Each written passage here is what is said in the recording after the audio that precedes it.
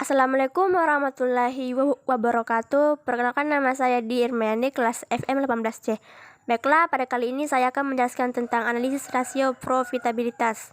Pengertian rasio profitabilitas yaitu rasio yang menunjukkan besarnya laba yang diperoleh sebuah perusahaan dalam periode tertentu. Rasio ini digunakan untuk menilai seberapa efisien pengelolaan perusahaan dapat mencari keuntungan atau laba untuk setiap penjualan yang dilakukan. Adapun jenis-jenis rasio profitabilitas. Pertama, rasio margin laba bruto. Yang kedua, rasio margin laba neto. Yang ketiga, hasil pengembalian investasi.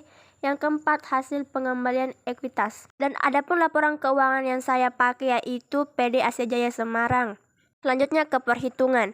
Hasil usaha atau kinerja perusahaan PD Asia Jaya Semarang dalam 1 tahun ditunjukkan dalam laporan neraca dan laporan laba rugi seperti yang terlampir sebelumnya.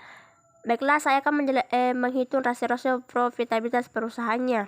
Yang pertama yaitu ada rasio margin laba bruto. Rasio ini mengukur persentase sisa penjualan setelah perusahaan membayar harga pokok penjualan serta menggambar indikasi efisiensi operasi perusahaan dan penetapan harga jual. Rasio ini dapat dihitung dengan rumus yaitu gross profit margin sama dengan laba sebelum pajak dibagi pendapatan usaha, yaitu sebanyak 29.500.000 dibagi 93.500.000 hasilnya 0,32. Yang kedua yaitu rasio margin laba neto. Rasio ini mencerminkan kemampuan manajemen untuk menghasilkan laba neto setelah harga pokok penjualan, beban operasi, beban lain-lain dan pajak.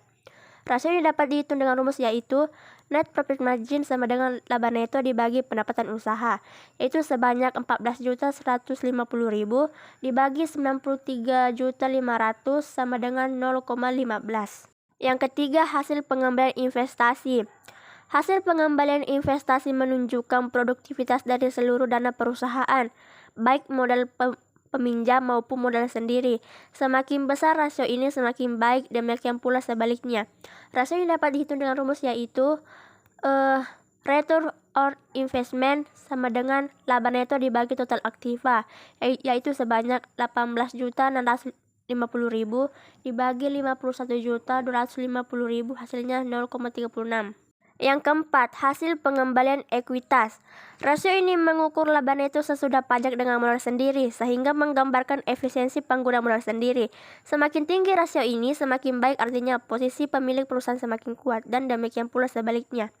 Rasio ini dapat dihitung dengan rumus yaitu return of equity sama dengan laba neto dibagi total ekuitas, yaitu sebanyak 14.150.000 dibagi 36.150.000 hasilnya 0,39.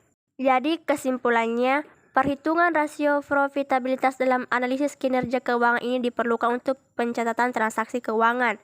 Rasio profitabilitas ini bisa digunakan untuk melihat hasil akhir dari seluruh kebijakan keuangan dan keputusan operasional. Dengan begitu, setiap profit dan risiko yang ada di suatu perusahaan dapat diketahui secara mudah. Hal inilah yang membuka peluang bagi setiap perusahaan untuk mengambil langkah dan merencanakan strategi berikutnya untuk keuntungan perusahaan ke depannya.